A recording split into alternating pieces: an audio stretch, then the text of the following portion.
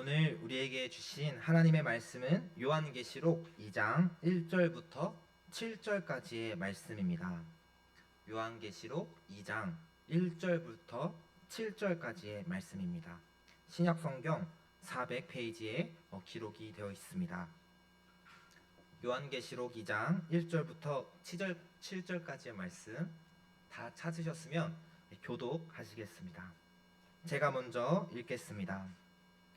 에베소 교회의 사자에게 편지하라. 오른손에 있는 7뼈를 붙잡고 7 금촛대 사이를 거니시는 이가 이르시되, 내가 내 행위와 수고와 내 인내를 알고 또 악한 자들을 용납하지 아니한 것과 자칭 사도라 하되 아닌 자들을 시험하여 그의 거짓된 것을 내가 드러낸 것과 또 내가 참고 내 이름을 위하여 견디고 게으르지 아니한 것을 아노라. 그러나 너를 책망할 것이 있나니 너희 처음 사랑을 버렸느니라. 그러므로 어디서 떨어졌는지를 생각하고 회개하여 처음 행위를 가지라. 만일 그리하지 아니하고 회개하지 아니하면 내가 내게 가서 내 촛대를 그 자리에서 옮기리라. 오직 내게 이것이 있으니 내가 느고달라당의 행위를 미워하는도다. 나도 이것을 미워하노라. 함께요. 귀 있는 자는 성령이 교회들에게 하시는 말씀을 들을지어다. 이기는 그에게는 내가 하나님의 낙원에 있는 생명나무의 열매를 주어 먹게 하리라. 아멘. 사랑하는 성도 여러분, 혹시 작심삼일이란 이 사자성어를 아시나요? 제가 너무 당연한 걸 물어봤군요. 이 작심삼일의 뜻도 잘 알고 계실 것 같습니다. 이 작심삼일이란 사람이 마음으로 결정한 일이 사흘을 넘기기 어렵다라는 뜻으로 사용되는 사자성어입니다. 옛날부터 작심삼일이란 말이 있을 정도로 우리는 스스로의 이 마음을 지키는 것을 굉장히 어려워하는 것 같습니다. 예를 들어 올해에는 꼭 이 다이어트를 하겠어 다짐하지만 막상 다이어트에 성공하는 일은 극히 드뭅니다. 또 저는 최근에 개인적으로 이 작심삼일의 상황을 또 경험하기도 했는데요. 요즘 학교에서 이 같은 반 이 전도사님들과 이야기를 나누면 빠지지 않고 이 졸업 후의 진로에 대해서 이야기가 등장합니다. 아무래도 졸업을 앞둔 3학년이기 때문에 더 그런 것 같기도 합니다. 이런저런 이야기를 나누던 중에 기독교 전문 대학원에 대한 이야기가 나왔습니다. 이 기독교 전문 대학원이란 이 신학 대학원 과정을 마치고 더 공부를 하고 싶어 하시는 전도사님들이 진학하는 학교인데요. 제가 평소에 이 과정에 대해서 굉장히 관심이 많아서 전도사님들의 이야기에 귀를 쫑긋하고 집중했습니다. 그런데 한 전도사님이 이런 이야기를 하는 겁니다.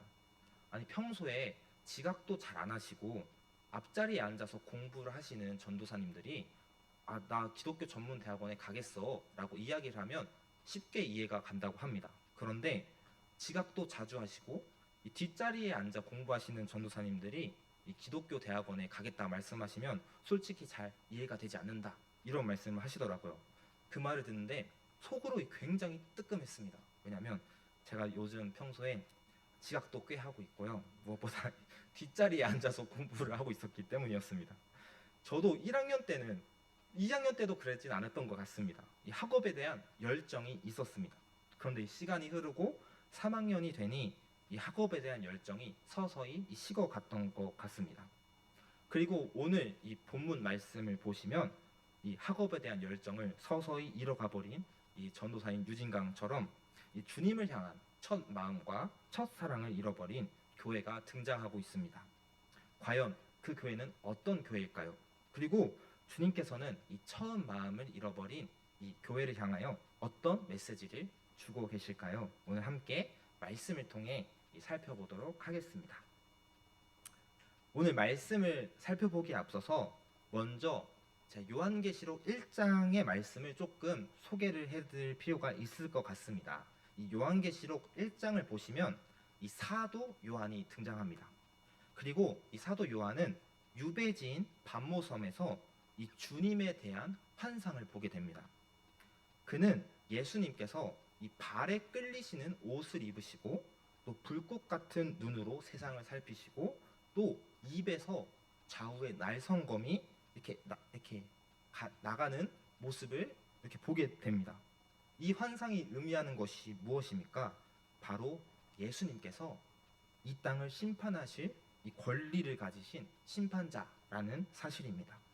이 땅의 심판자이신 예수님께서는 이제 이 땅에 심판을 행하실 것이고 교회를 박해했던 세상을 멸하시고 고난과 박해 속에서도 신실하게 믿음을 지켰던 이 성도들을 구원하실 것을 의미하는 환상이었습니다. 이 땅에 심판자로 오신 주님에 대한 환상을 본 사도 요한이 이어서 목격한 환상이 무엇입니까? 바로 주님께서 7교회에게 교회의 사자들에게 편지를 보내는 환상입니다. 그 편지의 내용에는 이 7교회를 향한 주님의 칭찬과 책망이 적혀져 있었습니다. 우리가 주목해야 하는 이제 글자는 7이라는 이제 글자인데 7은 성경에서 완전함을 의미합니다. 그러니 지금 7교회에 주님께서 칭찬과 책망이 담긴 편지를 보냈다라는 뜻은 이 모든 시대 속에서 모든 교회의 성도들에게 보내시는 이 주님의 칭찬과 책망의 말씀입니다. 그리고 오늘 본문에는 이제 에베소 교회가 등장하는데요. 이 에베소 교회는 주님께서 편지를 보내신 7교회 중 하나였습니다. 그러니 오늘 우리는 이 말씀을 어떻게 받아들여야 할까요? 에베소 교회를 향한 칭찬의 말씀은 나의 것으로 삼고 또 책망의 말씀은 하나님께서 우리에게 이 부분을 점검하라고 말씀하시는구나 하고 이해하고 받아들여야 합니다. 그렇다면 먼저 에베소 교회를 향한 이 주님의 칭찬은 무엇이었을까요? 에베소 교회를 향한 주님의 칭찬은 두 가지였습니다. 에베소 교회를 주님의 첫 번째 칭찬은 2절에 기록되어 있는데 내가 내 행위와 수고와 인내를 다 알고 있다라는 것이었습니다. 여기서 말하는 행위란 에베소 교회가 주님을 위하여 행한 모든 일들을 말합니다. 그리고 수고는 에베소 교회가 그 모든 일들을 감당하기 위하여 쏟아내야 했던 수고와 헌신들을 의미합니다. 마지막으로 인내는 그들이 고난과 박해에도 불구하고 지켜낸 이 믿음을 의미합니다. 정리하자면 에베소 교회는 주님을 위하여 많은 일을 하고 또 그 일을 감당하기 위하여 많은 수고를 감당하는 주님이 인정하실 정도로 뛰어난 이 신앙의 열심을 가진 교회였습니다. 또 에베소 교회를 향한 주님의 두 번째 칭찬은 자칭 사도라 하는 자들의 거짓을 드러낸 것입니다. 2절과 3절을 제가 읽어드리도록 하겠습니다. 내가 내 행위와 수고와 내 인내를 알고 또 악한 자들을 용납하지 아니한 것과 자칭 사도라 하되 아닌 자들을 시험하여 그의 거짓된 것을 내가 드러낸 것과 또 내가 참고 내 이름을 위하여 견디고 게으르지 아니한 것을 아노라. 당시 이 초대교회에는 잘못된 교리를 전하는 자칭 사도라 하는 거짓 선지자들이 존재했습니다. 그들의 주된 주장들은 그리스도인들이 세상 속에서 세상 문화와 가치관과 타협하며 섞여 살아도 괜찮다라는 주장을 했습니다. 그리고 그들의 주장은 교회에 굉장한 커다란 혼란을 가져왔습니다. 에베소 교회는 그들의 잘못된 가르침에 맞서서 올바른 진리를 적극적으로 설명하는 교회였습니다. 에베소 교회는 외적으로는 책망할 것을 찾기 힘든 뛰어난 신앙의 행위를 가진 교회였던 것입니다. 그러나 오늘 주님께서는 이토록 뛰어난 이 신앙의 행위를 가진 에베소 교회에게 한 가지 책망할 것이 있다라고 말씀하고 계십니다. 이 에베소 교회를 향한 주님의 책망이 무엇이었을까요? 오늘 본문 4절의 말씀입니다. 우리 본문 4절의 말씀을 우리 함께 읽도록 하겠습니다. 함께 읽으시겠습니다. 그러나 너를 책망할 것이 있나니 너의 처음 사랑을 버렸느니라. 그렇습니다. 주님께서 에베소 교회를 책망하시는 이유는 다름 아닌 에베소 교회가 주님을 향한 처음 사랑을 버렸기 때문입니다. 주님께서 책망하시는 것은 에베소 교회가 뛰어난 신앙의 행위가 없었기 때문이 아니었습니다. 주님께서 그들을 책망하시는 단 한 가지는 그들의 뛰어난 신앙의 행위의 동기가 이 주님을 향한 사랑에서 비롯된 것이 아니었기 때문이었습니다. 에베소 교회는 주님을 향한 사랑이 아니라 이 책임감과 의무감만 가지고 신앙을 유지하고 있었던 것입니다. 주님께서는 이러한 에베소 교회를 책망하신 후에 그들에게 권면의 말씀을 이어서 전해주고 계십니다. 에베소 교회를 향한 주님의 권면은 무엇입니까? 5절을 보시면 생각하고 회개하여 처음 행위를 가지라라고 권면하고 계십니다. 먼저 무엇을 생각하라고 말씀하십니까? 너희가 어디서 떨어졌는지를 생각하라고 말씀하십니다. 너희가 어디서부터 그리고 언제 나를 향한 이 처음 사랑을 잃어버렸는지 돌아보고 점검하라는 것입니다. 그리고 어떻게 하라고 말씀하십니까? 회개하라라고 말씀하고 계십니다. 회개하는 것을 다음으로 미루지 말고 깨달은 즉시 회개하고 돌이켜서 이 주님을 향한 사랑을 회복하라라고 권면하고 계십니다. 마지막으로 주님께서 무엇이라 말씀하고 계십니까? 처음 행위를 가지라라고 말씀하고 계십니다. 의무감과 책임감만 가지고 행했던 신앙이 아니라 너희가 나를 처음 만나고 처음 마음을 가졌던 그때의 행위를 기억하고 반복하라는 것입니다. 에베소 교회를 향한 권면의 말씀을 마치신 이후에 주님께서는 무시무시한 경고의 말씀을 그들에게 남기고 계십니다. 5절을 보시면 만일 너희가 나의 권면에 순종하지 않으면 내 촛대를 그 자리에서 옮기겠다라고 말씀하십니다. 주님께서 말씀하신 이 촛대를 옮기시겠다라는 경고는 어떤 의미입니까? 주님께서 에베소 교회에게 맡기신 복음 전파의 사명에서 이 에베소 교회를 제외시키겠다라는 의미입니다. 그러니 마지막 날에 이 에베소 교회가 주님께 받을 상급 또한 없음을 의미하는 경고였습니다. 이토록 무시무시한 경고를 에베소 교회에 남기시지만 주님께서는 6절을 보시면 다시 한번 교회를 칭찬하고 계십니다. 6절은 이렇게 기록되어 있습니다. 오직 내게 이것이 있으니 내가 니골라 당의 행위를 미워하는도다. 나도 이것을 미워하노라. 이 구절에서 등장하는 이 니골라 당은 제가 앞서 말씀드린 이 에베소 교회를 혼란스럽게 한 거짓 선지자들 중 한 무리입니다. 주님께서는 그런 니골라 당의 가르침을 미워하고 거부한 이 에베소 교회의 행동에 대해서 다시 한번 칭찬을 해주고 계십니다. 여기서 우리가 기억해야 하는 것은 무엇입니까? 이 에베소 교회가 주님께 책망을 받은 것은 그들의 행위가 주님을 향한 바른 마음에서 비롯된 것이 아니었기 때문이지 그들의 행위 자체가 잘못된 것이 아니라는 것입니다. 그러니 우리가 오해하면 안 되는 부분은 주님께서 동기를 중요하게 생각하신다고 해서 행위가 중요하지 않은 것이 아니라는 것입니다. 마음의 동기만큼 신앙의 행위 또한 중요하고 소중한 것입니다. 왜냐하면 주님을 향한 바른 마음은 반드시 이 신앙의 행위를 수반하기 때문입니다. 마지막으로 주님께서는 7절에서 에베소 교회에게 한 가지 약속을 하시면서 편지를 마무리하고 계십니다. 이 에베소 교회를 향한 주님의 약속은 무엇이었습니까? 이 7절은 이렇게 기록되어 있습니다. 귀 있는 자는 성령이 교회들에게 하시는 말씀을 들을지어다.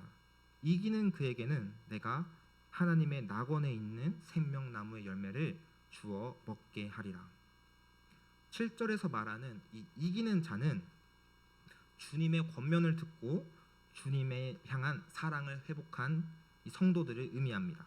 그리고 주님께서는 자신의 권면을 듣고 순종한 자에게 무엇을 주시겠다라고 말씀하시니까 이 생명나무의 열매를 주어 먹게 하겠다 약속하십니다. 이 아담이 선악과를 먹은 후에 금지되었던 생명나무를 다시 주겠다라고 말씀하고 계신 것이죠. 이것은 아담이 범죄한 후 하나님 우리에게 금지되었던 영원한 생명이 우리에게 약속되어 있다라는 사실을 이야기하고 계신 것입니다. 오늘 우리는 이 본문 말씀을 통해 이 주님을 향한 처음 사랑을 잃어버린 이 에베소 교회를 향한 주님의 메시지를 함께 살펴보았습니다. 에베소 교회를 향한 이 주님의 말씀은 무엇이었습니까? 먼저 주님께서는 에베소 교회의 신앙의 행위를 칭찬하셨습니다. 주님을 향한 그들의 수고와 인내와 헌신을 다 내가 기억하고 알고 있다라고 말씀하셨습니다. 저는 개인적으로 이 구절을 묵상하면서 많은 위로가 되었습니다. 저보다 더 많은 수고와 헌신을 하시는 성도님들과 목사님들 앞에서 이런 말을 하는 것이 굉장히 부끄럽지만 신앙생활을 하다 보면 때때로 아무도 나의 이 수고와 헌신과 인내를 알아주지 않는 것 같다는 이 느낌이 올 때가 있습니다. 그러나 오늘 본문이 우리에게 전해주는 메시지는 무엇입니까?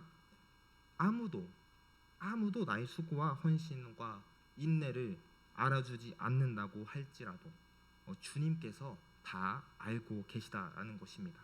그리고 주님께서 우리의 신앙을 인정해주고 계시다라는 사실입니다. 이것이 우리 참된 그리스도인들에게 참된 소망인 줄 믿습니다. 또 주님께서는 이 에베소 교회가 거짓 선지자들의 가르침을 따르지 않고 그들에게 적극적으로 대항한 행위를 칭찬하고 계십니다. 세상과 타협하지 않고 끝까지 이 복음의 진리를 타협하지 않은 그들을 칭찬하셨습니다. 그러나 주님께서 이토록 뛰어난 신앙의 행위를 가진 에베소 교회를 향하여 책망하시는 부분이 무엇이었습니까? 그들이 처음 사랑을 버렸다라는 것입니다. 아무리 뛰어난 신앙의 행위를 행할지라도 그 행위의 동기가 주님을 향한 사랑이 아니라면 주님께서는 우리의 신앙의 행위를 책망하실 수 있다라는 사실을 우리는 다 같이 기억해야 합니다. 그러니 오늘 우리가 행해야 하는 것은 무엇입니까? 우리는 지금 우리의 마음을 점검해 보아야 합니다. 우리의 신앙의 동기가 과연 주님을 향한 사랑에서 시작된 것인지 점검하고 확인해 보아야 합니다. 그렇다면 어떻게 우리의 마음을 확인하고 점검해 볼 수 있을까요? 제 생각에는 어떠한 방법보다 효과적인 방법은 바로 기도라는 것입니다. 사실 기도만큼 주님을 향한 우리의 마음을 점검하고 확인할 수 있는 방법은 없습니다. 날마다 우리가 삶을 살아가면서 느끼는 것이 무엇입니까? 이 주님을 향한 마음을 지키는 것이 쉽지 않다라는 것입니다. 사실 우리의 힘과 노력만으로는 우리의 마음을 지키기란 결코 쉬운 일이 아닙니다. 그러니 우리는 날마다 이렇게 기도를 해야 하는 것입니다. 주님, 어제보다 오늘 더 주님을 사랑하게 해주십시오. 주님 앞에서 주님을 향한 사랑을 구할 때 주님께서는 우리의 마음을 지켜주실 것입니다. 사랑하는 성도 여러분, 오늘 우리의 신앙의 동기는 무엇입니까? 주님을 향한 사랑입니까? 아니면 책임감과 의무감입니까? 신앙은 결코 행위로만 설명될 수 있는 것이 아닙니다. 신앙에서 무엇보다도 우선되어야 하는 것은 바로 주님과의 관계입니다. 왜냐하면 주님께서 우리에게 요구하시는 것은 단순히 신앙의 행위가 아니라 주님을 향한 진실된 마음이기 때문입니다. 남은 한 주간 주님을 향한 사랑을 회복하는 저와 여러분이 되기를 소망합니다. 그리하여 우리가 행하는 모든 신앙의 행동의 동기가 주님을 더욱 사랑하기 때문에 오직 주님 한 분만을 사랑하기 때문이기를 바랍니다. 그리하여 주님께 책만 받는 신앙이 아니라 주님께 칭찬받는 신앙으로 살아가시길 주님의 이름으로 축복하겠습니다. 우리 함께